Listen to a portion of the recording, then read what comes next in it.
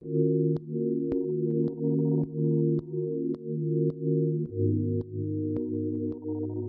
à tous. Et oui, c'est arrivé, l'iPhone est enfin dual SIM. Alors je sais que c'est important pour la plupart d'entre vous. Généralement, tous les smartphones que je teste sont équipés de cette fonctionnalité, mais la différence avec les nouvelles versions de l'iPhone, c'est finalement que ce ne sera pas du dual SIM avec deux cartes SIM dans le tiroir, mais ce sera une SIM physique.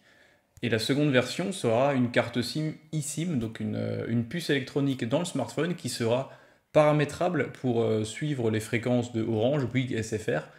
C'est une particularité, on m'a posé quelques questions là-dessus et je voulais vous éclairer sur cette mise à jour relativement attendue, notamment de la part de nos amis asiatiques, qui eux sont assez friands de cette version-là. Voilà, donc petite vidéo d'introduction et de présentation, c'est parti. Alors, ça fait 11 ans aujourd'hui que Apple commercialise et vend des smartphones et c'est la première fois que l'iPhone est disponible en version dual SIM. Il faut savoir qu'il y aura deux versions. Il y aura une version qui sera une dual SIM avec, comme je vous l'ai expliqué, une SIM physique et une SIM en puce électronique paramétrable. Par contre, la version vendue en Asie, particulièrement en Chine et en Inde, sera une version dual SIM physique, c'est-à-dire qu'il y aura deux tiroirs SIM comme on connaît sur la plupart des smartphones type Honor, Huawei, Xiaomi, etc. Les raisons de ce changement de cap pour Apple sont un petit peu sombres. En fait, on pense plutôt que c'est lié au fait que pour les autorités chinoises, il est plus compliqué de contrôler une carte SIM qui n'est pas physique. Il y a un peu plus de mal parce qu'on peut changer de crèmerie relativement rapidement. Il y a une identification qui demande forcément des déverrouillages par Apple. On ne passe plus par son opérateur qui est généralement, entre guillemets, un petit peu géré par l'État. Donc pour le gouvernement chinois, ça n'a pas plu. Du coup, la version chinoise sera exclusivement dual SIM physique. Donc pour ceux que ça intéresse, vous pourrez vous procurer cette version. Après, il faut savoir qu'il y a toujours des soucis de bandes fréquences qui ne sont pas compatibles. On pense notamment à la version 700 MHz et 800 MHz qui ne sont souvent pas utilisées, voire jamais utilisées en Chine et en Asie en général, alors que chez nous, plusieurs opérateurs s'appuient énormément sur cette version-là. Le deuxième point à savoir, c'est qu'en Asie, généralement, en Chine notamment, on atteint 90% d'utilisation de smartphones dual SIM. Vous pouvez même arriver jusqu'à quelque chose comme 98% en Inde.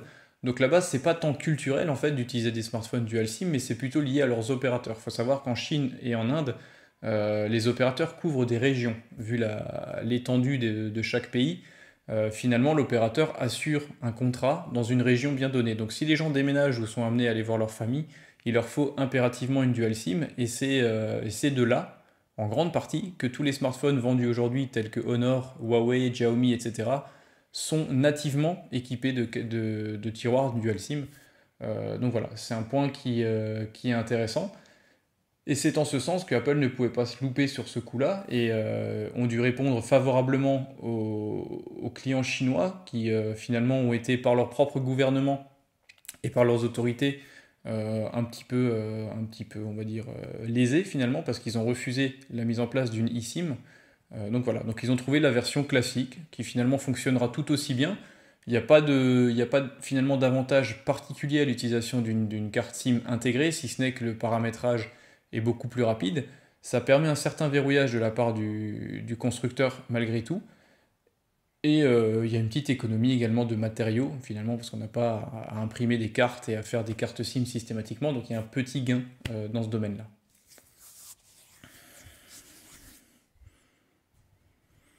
Alors chez nous en Europe, l'utilisation du dual SIM, ce sera un petit peu particulier. Nous en fait, on a toujours tendance à utiliser notre smartphone pour avoir notre ligne pro et notre ligne perso sur le même téléphone. C'était possible avec toute une ribambelle de smartphones jusqu'à aujourd'hui, mais pour tous les utilisateurs d'iPhone, j'en connais beaucoup au bureau, avaient systématiquement un iPhone dans une poche et la ligne professionnelle dans l'autre poche. C'est chose finie aujourd'hui. Par contre, il faut savoir qu'en France, ça n'est pas encore possible. Orange, SFR et Bouygues ne proposent toujours pas, à l'heure d'aujourd'hui, cette fonctionnalité. Et il faut savoir qu'il y a très peu de fournisseurs dans le monde qui aujourd'hui sont prêts à fournir ces services. Et c'est un petit peu le problème et le point noir de cette technique-là. Alors en fait, l'eSIM, ça n'est pas vraiment nouveau. Ces cartes-là ont été introduites déjà par Apple sur l'iPad Pro Wi-Fi plus cellulaire. Et c'était disponible également sur le smartphone Google. Donc c'était le comment s'appelait-il? Le Pixel 2, pardon. Donc sur le Pixel 2, il y avait déjà la version eSIM. Par contre, c'était pas un dual SIM. Donc vous n'aviez que cette SIM-là intégrée à paramétrer directement avec l'opérateur. Vous n'aviez pas la possibilité d'ajouter deux cartes. Mais il faut savoir que c'est pas une technologie qui est nouvelle. C'est une technologie qui est nouvelle parce qu'elle est grand public et elle est mise en avant aujourd'hui. Clairement, on peut dire que c'est Apple qui le met sur le devant de la scène, parce que c'est Apple qui finalement crée la nouveauté sur son smartphone en s'appuyant sur ce système, parce qu'il faut savoir que le reste du smartphone évolue relativement peu. Vous n'avez qu'à regarder les specs, que ce soit en matière d'appareil photo, de résolution d'écran. Il n'y a pas de grosse révolution, il faut le dire, c'est bien dommage, mais je pense qu'Apple se repose un petit peu sur un smartphone qui malgré tout est relativement bien abouti avec tout ce qu'on peut lui dire de verrouillage de système, de nombre de pixels sur l'écran ou de nombre de pixels sur l'appareil photo, etc. C'est un smartphone qui aujourd'hui fonctionne quand même très bien.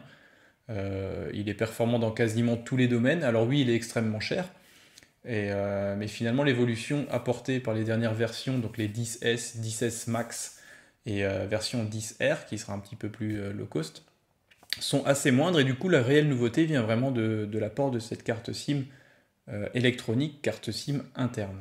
Alors comme je vous l'ai dit, pour l'instant en France c'est même pas la peine d'aller chez Orange, SFR ou Bouygues demander un contrat avec une carte eSIM, ça n'existe pas.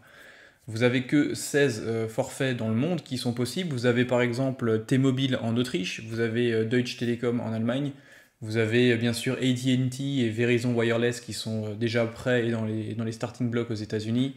Vous avez 2-3 autres fournisseurs type Vodafone qui sont également prêts en Espagne. Par contre, pour la France, aujourd'hui, c'est toujours le néant. Est-ce que ça montre un peu le retard qu'on a dans la technologie en général? Je ne sais pas le dire. Par contre, on constate de plus en plus qu'on est toujours un petit peu à la traîne. Dès lors qu'un produit évolue et qu'il instaure un nouveau standard, on est toujours un petit peu à la traîne. C'est bien dommage.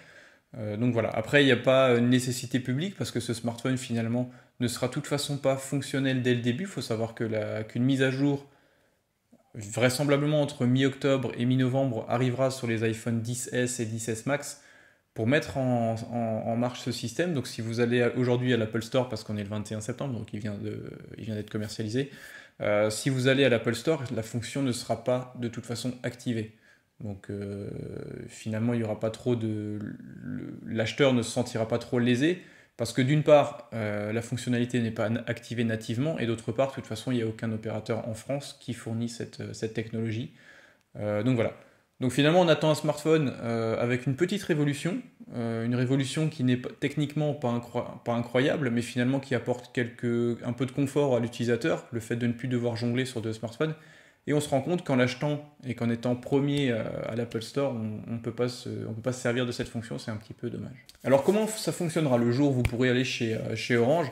Finalement, ça ne sera pas forcément différent. Vous irez directement dans l'iPhone, vous irez dans la partie réglage cellulaire, vous aurez ajouté un nouveau forfait et finalement il faudra scanner un QR code ou un data matrix ou une autre sorte de système de cryptage dans le genre, qui permettra d'activer la carte SIM intégrée en fonction des informations données dans ce QR code ou dans ce data matrix.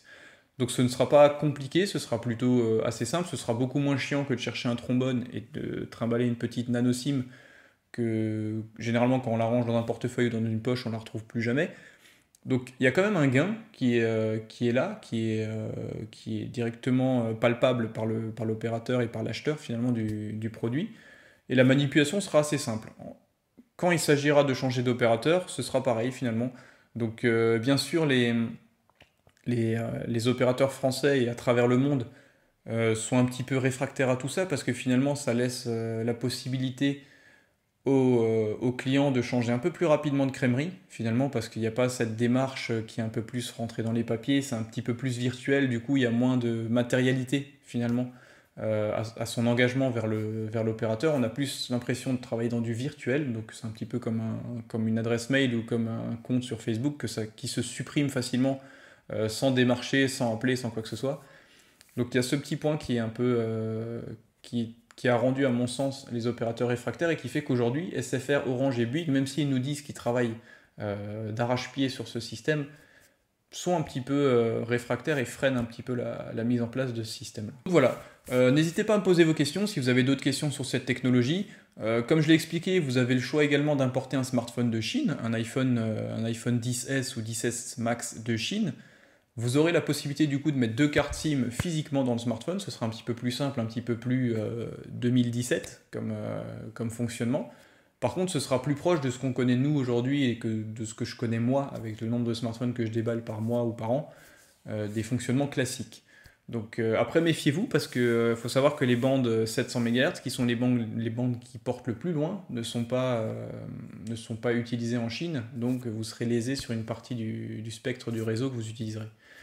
Voilà, donc j'ai pas d'autres infos à vous donner sur cette technologie-là, n'hésitez pas à me poser vos questions, si vous avez des infos quant à la mise en place de ce système par les opérateurs en France, mettez-le dans les commentaires, ça peut intéresser, déjà ça m'intéressera moi et ça intéressera je pense pas mal de personnes qui aimeraient enfin avoir un iPhone comme téléphone pro et perso, sans avoir à jongler sur deux mobiles.